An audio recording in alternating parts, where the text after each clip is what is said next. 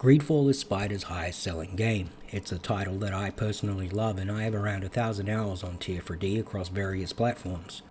Which is why it's kinda sad I'm making this video. I was excited when I heard that there was a Greedfall 2 in 2022, but just 2 years later I was stunned to see the state of the game, and I wasn't the only one either. The hype immediately fell off for me and thousands of other players.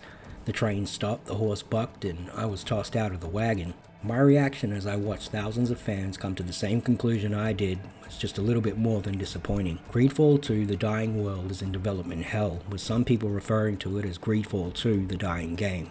The early access period has been an absolute disaster. The latest reviews on Steam are all mostly negative and the older ones are mostly mixed, with some people giving the game a positive review while still trashing the game in its current state. But it's not the whole story, because it's not the story, it's not the lore or the world building that's the problem. Instead, a series of behind the scenes mishaps have sunk the project before its launch. So a bit of poison on your blades and let's get down to our elbows to look at what's going on in Greedfall 2's early access, and why people are talking about lost potential in yet another Western RPG. The first thing to touch on is that the current developers of Greedfall had gone on strike over the state of the game and work conditions, and that left the project in limbo for months during the early development process. And in a familiar twist, the original team behind the original Greedfall have left the company and moved on to other titles. This game also doesn't have the budget that Greedfall 1 had, which isn't a good look for the paid early access, which starts to look like a fundraising event for a company that should be flush with cash.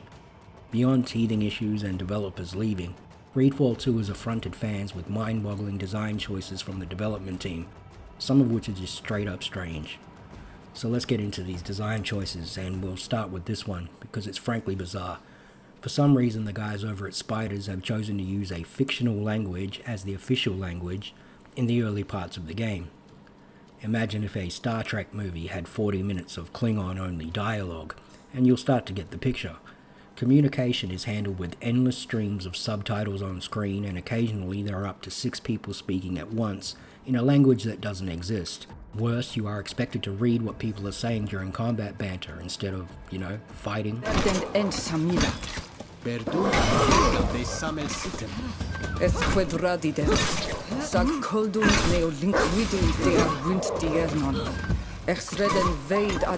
It looks like an absolute mess. Be it a lack of experience or poor leadership, the outcome is the same. Immersion is simply non-existent on Tier 4D. Graphically, the game is ahead of its predecessor, but all that is immediately lost having to pay close attention to the subtitles at the bottom of the screen, instead of watching the game play out. This feature reeks of some weird executive decision made from behind a desk with little thought for the person playing or the developer who has to execute the idea. Character creation is a mild downgrade from the original Greedfall. Where fans expected a more modern experience, almost everyone in Greedfall 2 is a bare-bones series of preset faces with a default male and female torso. It's still a game you'll need hats for, and while we're talking about hats, holy shit, these are ugly. The game's dialogue box is imitating a style of dialogue presentation that was left in the past about 20 years ago. It is outdated, bland, intrusive, and uninspired. The UI itself when free roaming is very open and the camera angles are great, but there's a distinct feeling you just received an email from Microsoft when the game notifies you of a new detail. The combat UI is bad. Really bad. Leaving barely any room for the player to see. It is filled to the brim with squares, rectangles, bars, and even adding in new features clearly lifted from other games in an attempt to copy somebody else's homework. The combat has been swapped from a fast-paced, gun-for-fun, free-for-all with grenades, pistols, and magic powers, parrying, dodging, loading traps, and stasis spam to, well, this.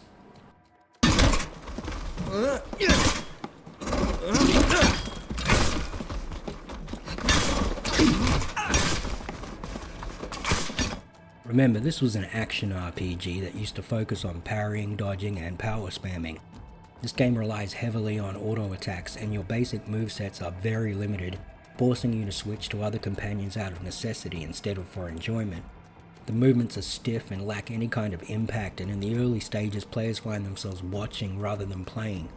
This kind of stuff isn't for fans, it's for the mildly curious, passers-by, and it's meant to attract new players who still yearn for the combat in early BioWare games.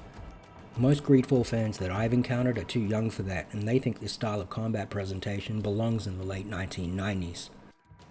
Players begged Spiders to turn back to their roots and back to the old combat, forcing the company to release a statement saying they are hearing our concerns, but that the combat will not be changed back to the original game, which was the end of the road for almost anyone still listening to them. The game is stagnating on social media.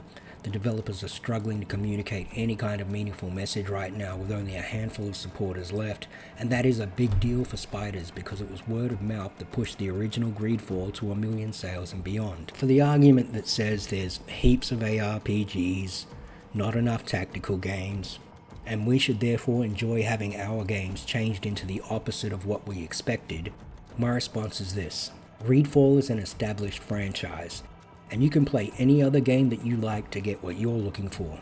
As far as we are concerned, Dragon Age belongs in Dragon Age, and Greedfall belongs in Greedfall. Changing an ARPG to a turn-based game is even less attractive than a turn-based game turning action-oriented, and as for fans, the backlash only lasted until it became clear that Spiders wasn't listening.